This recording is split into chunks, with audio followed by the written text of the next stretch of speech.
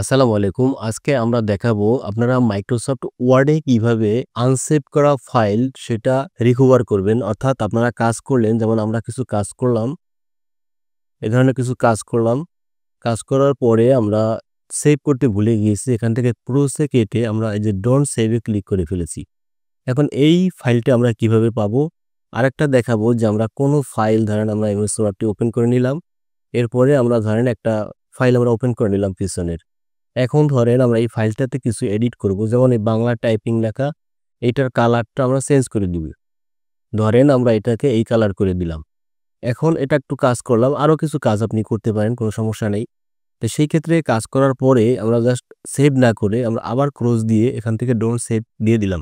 এখন আমরা যতটুকু কাজ করছি এখানে তো একটা কালার শুধু দেখিয়েছি, আপনি আরও এমন কিছু কাজ করতে পারেন যেটা আপনি কয়েক ঘন্টা যাবত করেছেন কিন্তু আপনার ভুলে সেভ দিতে মনে নাই। তো সেই আনসেভ করা ফাইল আপনি কিভাবে রিকভার করবেন সেই পুরো প্রসেসটি আজকের এই ভিডিওটি থেকে দেখিয়ে দিব। ভিডিওটি অত্যন্ত ছোট এবং অত্যন্ত গুরুত্বপূর্ণ। তো ভিডিওটি সম্পূর্ণ দেখার অনুরোধ করছি। যারা চ্যানেলটি এখনো সাবস্ক্রাইব করেননি অনুগ্রহ করে সাবস্ক্রাইব করে দিবেন, আর যারা সাবস্ক্রাইব করেছেন তাদেরকে অনেক অনেক ধন্যবাদ জানাচ্ছি। তো চলুন আমরা শুরু করি। আমরা মাইক্রোসফট ওয়ার্ড ওপেন করে নিচ্ছি। ওপেন করার পরে আমরা ব্ল্যাঙ্ক ডকুমেন্টে ক্লিক করলাম। এখন আমরা ধরেন এখানে আমরা কিছু লিখব। আমার সোনার বাংলা ধরেন আপনাদের টিউটোরিয়াল বোঝানোর জন্য এতটুকুই লিখলাম। এখন এটা আমরা সেভ না করে আমরা জাস্ট ক্রসে দিয়ে আমরা কেটে দিব। ডোন্ট সেভ এ ক্লিক করে দিব। দেখেন আমাদের এখন তো আমার ফাইলটা কোথাও নেই। এখন আমরা মাইক্রোসফট ওয়ার্ড যদি আবার ওপেন করি, এখানেও দেখেন কোনো সেটা নেই। ব্ল্যাঙ্ক ডকুমেন্টস নেই। এখন আমরা কোথায় পাবো সেটা? এখানে ধরেন কাজ করেছি কয়েক পৃষ্ঠা বা কয়েক ঘন্টা, আপনার সেভ করতে মনে নেই। তখন আপনি কিভাবে এটা পাবেন? তো আপনি ফাইলে ক্লিক করবেন। ফাইলে ক্লিক করার পরে এই যে ইনফোতে ক্লিক করে দিবেন। দেওয়ার পরে দেখেন এখানে ম্যানেজ ডকুমেন্টস আছে, এখানে ক্লিক করবেন। করার পরে দেখেন রিকভার আনসেভড ডকুমেন্টস, এখানে ক্লিক করতে হবে। ক্লিক করার পরে এইরকম অপশন আসবে। এখানে একাধিকও থাকতে পারে, আপনি কতবার ডোন্ট সেভ করছেন সেটার উপর ডিপেন্ড করবে। এখানে দেখেন আমরা প্রথম যেটা আপনাকে দেখিয়েছি সেটা এইটা, এবং উপরে আর একটা আছে, দুইটা আছে। সর্বশেষ আমরা এই যে 4 তারিখে 11টা PM, এখন আমি যখন রেকর্ড করতেছি তখন এটাতে আমরা ক্লিক করব। করার পর ওপেনে ক্লিক করব। তাহলে দেখেন এই যে আমার সোনার বাংলা এতটুকুই লিখেছি। এখন আমরা এখান থেকে আবার সেভ করব, যে সেভ অ্যাজ এ ক্লিক করব।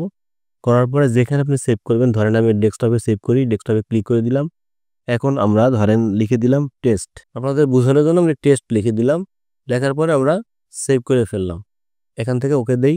যদি এরকম মেসেজ আসে, না আসলে তো দরকার নাই।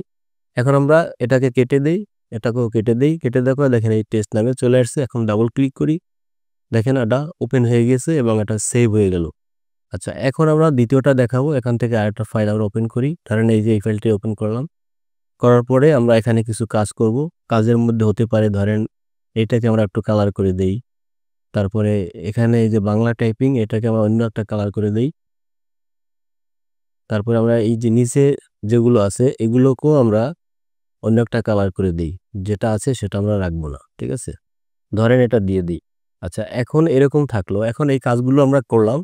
করার পরে আমাদের সেভ করতে মনে নেই। আমরা হঠাৎ করে এখানে ক্রস দিয়ে আমরা ডোন্ট সেভ এ ক্লিক করে দিলাম। তখন সেটা আপনি কোথায় পাবেন? তখন দেখেন ফাইলে ক্লিক করবেন। করার পরে আবার ইনফোতে ক্লিক করে এখান থেকে ম্যানেজ ডকুমেন্টসে ক্লিক করে রিকভার আনসেভ ডকুমেন্টসে ক্লিক করতে হবে। করার পরে এখানে দেখেন এই যে বাংলা টাইপিং একটা ফোল্ডার আছে। এখানে 11টা 2 PM, অর্থাৎ এটার পরে সর্বশেষ যে কাজটা করেছি সেটা হচ্ছে এটা। এখানে আমি ক্লিক করব, ডাবল ক্লিক করার পরে দেখেন এইখানে দুটো ফাইল আছে। এখানে যে আনসেভ লেখা আছে, এটাতে আমরা ক্লিক করে দিব, ঠিক আছে? ওই নিচেরটা আগে আমি নিজে বোঝার জন্য করেছি সেটা এটা। উপরেরটা আমরা ক্লিক করব, সর্বশেষ যেটা আর কি আমরা চাই সেইটা। আপনি এটা চাইলে এটা ক্লিক করবেন, এটা চাইলে এটা ক্লিক করবেন। ওপেনে ক্লিক করে দিবেন। তাহলে দেখেন আমাদের যে কালারটা করেছি এবং যতটুকু এডিট করেছিলাম ততটুকুই কিন্তু এখানে আছে সেই অবস্থায়। তখন আবার এখান থেকে সেভ এ ক্লিক করবেন। এখান থেকে সেভ না দিয়ে ক্লোজ দিবেন না, তাহলে হয়তো পাবেন না। সেভ অ্যাজ এ ক্লিক করে আবার আমরা ডেস্কটপে গিয়ে এখানে ধরেন এই যে টেস্ট 2 নামে আমরা সেভ করে দিই। এখন আমরা সেভ এ ক্লিক করে দিই। এখন আমরা এখান থেকে ক্লোজ দেই, আবার ক্লোজ দেই। তারপর দেখেন এই যে টেস্ট 2 ওপেন করলাম। দেখেন আমাদের এটা কিন্তু থেকে গেল। আশা করি এই ভিডিওটি দ্বারা আপনি অনেক উপকৃত হয়েছেন, কারণ এই জাতীয় সমস্যায় আমরা অনেক সময়ই পড়ি যেটার সমাধান আমরা খুঁজে পাই না। আমি আবারও বলছি, ভিডিওটি ভালো লাগলে চ্যানেলটি সাবস্ক্রাইব করে দিবেন এবং ভিডিওটিতে একটি লাইক দিয়ে দিবেন। কমেন্টস করে জানাবেন ভিডিওটি কেমন হয়েছে। সকলে ভালো থাকবেন। আল্লাহ হাফেজ। আসসালামু আলাইকুম।